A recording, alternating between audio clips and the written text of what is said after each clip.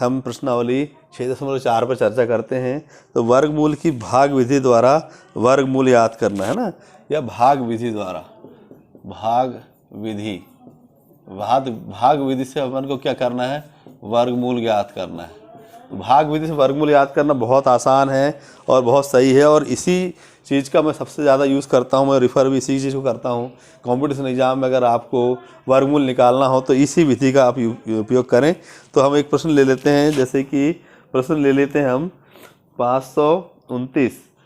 आप बात करते हैं ना 529 पे, है ना, इसका वर्गमूल निकालना है। तो देखेंगे 529 लिखे, बहुत ही आसान और बहुत ही सही। इस तरह से ही आपको वर्गमूल निकालना चाहिए, बहुत जल्दी निकल जाता है। देखेंगे 529 इस तरफ से, इकाई तरफ से, जहाँ इकाई है उस तरफ से हमको जोड़े बनाना है। तो हम दो जोड़े बन जाते हैं, एक 2 जोड़ों का बन गया, एक 5 का बन गया।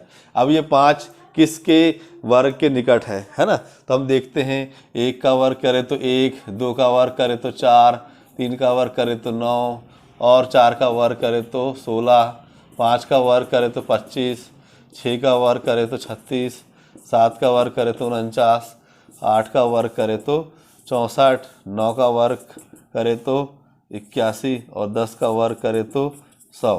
तो हम देखते हैं कि यह 5 के वर्ग के निकट है, ठीक है।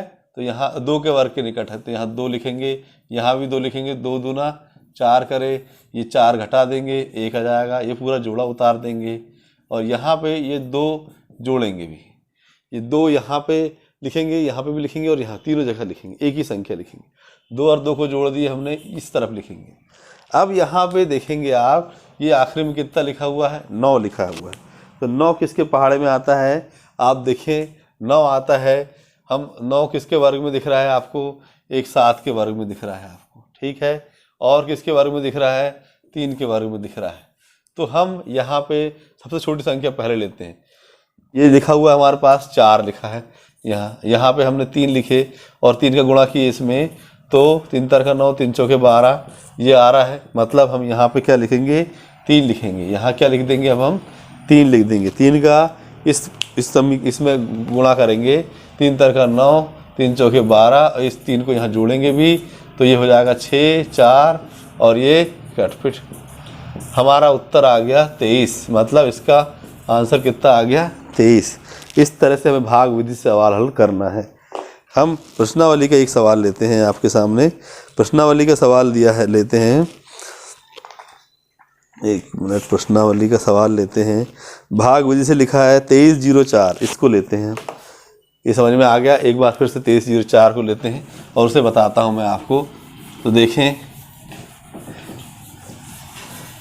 प्रश्नावली का पहला सवाल है 2304। पहला सवाल है वर्गमूल 2304। इसका अपन को वर्गमूल निकालना है। तो भाग विधि से 2304, इधर से जोड़े बनाए, 2 जोड़े बन गए। अपने पास जो दूसरा जोड़ा बन रहा है, इस तरफ वाला 23 का बन रहा है। 23 किसके निकट है, तो 23 16 से छोटा है और 25 से बड़ा है, और 25 से छोटा है, और 16 से दोनों के बीच में आ रहा है। मतलब हम यहाँ पे ऐसी संख्या लिखना है जो इससे बढ़ना नहीं चाहिए। तो 25 जो है इससे ज़्यादा हो जाती है, 16 कम हो जाती है, इसलिए यहाँ लिखेंगे हम 4, यहाँ 4 और यहाँ 4 और यहाँ 4। 4 का 4 में गुणा किए तो 16 आ गया। और इस तरह से इसे जोड़ देंगे, 4 और 4 हो गया 8। इसको घटा देंगे, 23 में से 4 गया तो 16 गया, तो 13 में से 6 गए, 6 6 12, 1 13, 7, मतलब 7 बचा, और ये पूरा जोड़ा उतार देंगे। अब यहाँ पे ही पूरी पिक्चर है। यहाँ पे ही समझना है हमको कि भाई यहाँ पे जो लिखा हुआ है, आपके आखिरी में कितना लिखा हुआ है, यहाँ 4। 4 किसके पहाड़ में आ रहा है, 4 आ रहा है यहाँ 2 के पहाड़ में आ रहा है। 2 के वर्ग में आ रहा है मतलब, है ना। और 4 किस में आ रहा है, यहाँ 8 के वर्ग में आ रहा है। तो हम यहाँ पे ये लिखा है 8, 8 के साथ अगर 2 लिखते हैं और 2 का गुणा करते हैं, 2 दूनी 4, 2 अट्ठे 16, तो ये संख्या इसमें बन रही है क्या, नहीं बन रही है। तो हम यहाँ पे 8 के साथ 8 लिख देते हैं। क्या लिख देते हैं, ये दूसरी संख्या हमारे पास क्या है, 8 है। तो 8 का 8 में गुणा किया तो 8 8 64 की 4 हासिल का 6, 8 8 64 और 6 64 और 6 कितना हो गया, 70। तो ये आ रहा है क्या, ये आ रहा है। इसका मतलब हमको यहाँ पे क्या लिखना पड़ेगा, दूसरी संख्या 8 लिखना पड़ेगा।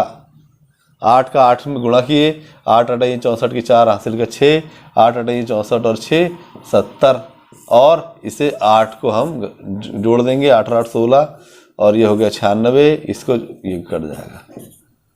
इस तरह से हमें हल करना है। देखें आप, कोई भी सवाल हल करने से पहले ध्यान दें कि हमें जोड़े बनाना है। ये एक जोड़ा ये बन गया, एक जोड़ा ये बन गया।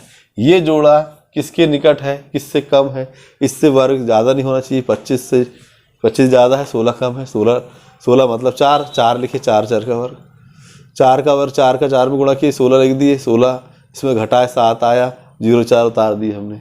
अब 0 4 आखिरी में इकाई का अंक देखेंगे हम, 4 है। 4 किस में आ रहा है, 4 आ रहा है 2 में और 8 में। तो हम यहाँ 2 लिख के देखें तो 164 आया। ये है जो है, इसमें नहीं बन रहा है, ये नहीं आ रहा है, 704 आना चाहिए। अब 8 रख के देखें तो हमारा आ गया, 8 रख के देखें 704 आ गया, इसलिए हमारा उत्तर आ जाता है 48। ठीक है। इस तरह से भाग विधि द्वारा किसी भी सवाल का हमको क्या निकाल सकते हैं, हम वर्गमूल निकाल सकते हैं, है ना। अब भाग विधि द्वारा हम दशमलव वाली संख्या, अगर कोई संख्या दशमलव में दी हो तो उसका भी हम इसी तरह से वर्गमूल निकाल सकते हैं। अब यही सवाल देख लें अपन कि यहीं पर अगर दशमलव लिखा हो तो यहाँ पे दशमलव हो जाएगा, यहाँ दशमलव हो जाएगा। यहीं पर 23.04 लिखा हो तो जब हम हल करेंगे तो यहाँ उत्तर में 4.8 लिख सकते हैं। दशमलव वाली सवाल को भी हम इसी तरह से सवाल हल कर सकते हैं और इसे भी इसी तरह से सवाल हल कर सकते हैं। दशमलव 4 का हम सवाल लेते हैं। एक सवाल, ये पहला सवाल, दूसरा, तीसरा, ये सब सरल सवाल हैं। मैं छठवां सवाल लेता हूँ कि लिखा हुआ एक वर्ग की भुजा की लंबाई जिसका क्षेत्रफल 441 वर्ग मीटर है, तो भुजा की लंबाई याद करें। तो हम एक सवाल लेते हैं, इसमें छठवां सवाल लेते हैं। छठवां सवाल लिखा है कि भाई क्षेत्रफल दिया है, कितना दिया क्षेत्रफल, इतने वर्ग मीटर। मतलब भुजा मतलब वर्ग का क्षेत्रफल बराबर होता है भुजा गुणित भुजा, है ना। भुजा गुणित भुजा दी थी, मतलब भुजा का वर्ग होता है, हम जानते हैं। तो भुजा का वर्ग बराबर कितना लिखा है, तो भुजा बराबर क्या हो जाएगा, इसका करनी में, मतलब हमको इसका वर्गमूल निकालना है।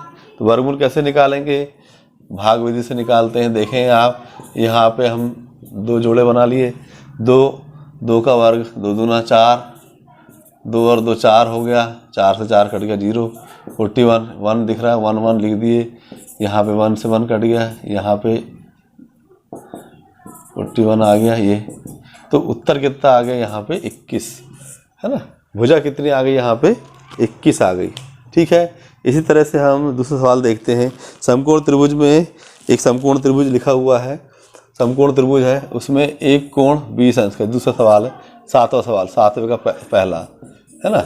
एक समकोण त्रिभुज बना है, ये समकोण त्रिभुज बना है, ये बना है ABC, है ना। एक समकोण त्रिभुज है।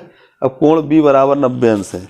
अब हमने ऐसा बना है, लेकिन कोण B बराबर 90 है, तो B को बीच में लिखना पड़ेगा आपको। B कहाँ लिखना पड़ेगा, यहाँ लिखना पड़ेगा। B बराबर 90 अंश है ना। CABC ऐसा हो जाएगा। अब बोलता है कि A से B 6 सेंटीमीटर है, A से B 6 सेंटीमीटर है और 8 सेंटीमीटर BC। दूसरे सवाल में, अगले सवाल में भी ऐसे लिखा है, ये 13 सेंटीमीटर है ना। और ये कितना लिखा है, 5 सेंटीमीटर है। तो हम ये दोनों सवाल, एक सवाल में ये लिखा है, एक सवाल में ये लिखा है, ये लिखा है, तो 2 सवाल अपन देख सकते हैं इसमें। तो हम जानते हैं कि कर्ण का वर्ग बराबर क्या होता है, अन्य 2 भुजाओं के वर्गों के योगफल के बराबर होता है, लंब का वर्ग धन आधार का वर्ग, है ना। तो लंब कितना हो गया इसमें, ये हो गया 6 का वर्ग, और आधार कितना हो गया 8 का वर्ग, है ना। तो कितना हो गया 6 6 36, 8 8 64, मतलब कितना हो गया 100। मतलब 100 को हम 100 का वर्गमूल निकालना है, मतलब कर्ण का वर्ग बराबर 100। तो कर्ण बराबर कितना हो जाएगा, करणी 100, तो 100 का वर्गमूल निकाले तो 10। इस तरह से हमें 100 का निकालना है। इसी तरह से हम इन दोनों का करेंगे तो भी कुछ ना कुछ निकलेगा। तो इस तरह से आप सभी सवाल हल करें। प्रश्नावली 6.4 आप पूरी हल करें, और जो भी समस्या आती है कमेंट्स बॉक्स में लिखें और मुझे बताएं। धन्यवाद। जय हिंद।